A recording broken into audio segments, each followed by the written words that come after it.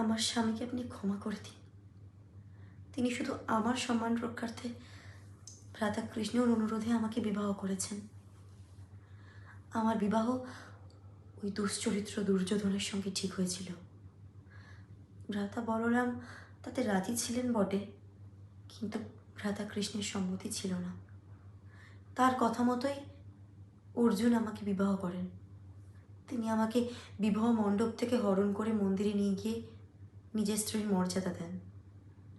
তবে হ্যাঁ, তিনি আমাকে শর্ত দিয়েছিলেন, তিনি আমার স্ত্রীর মর্যাদা দিলেও কোনোদিনও ইন্দ্রপ্রস্থের রাজরানীর মর্যাদা দিতে পারবেন না।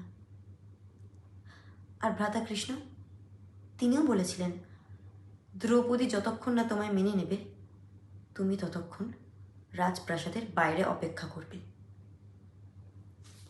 দ্রৌপদী, আপনি ইন্দ্রপ্রস্থের রানী, আপনার কাছে একটাই অনুরোধ, আমি আপনার দাসী হয়ে থাকতে চাই।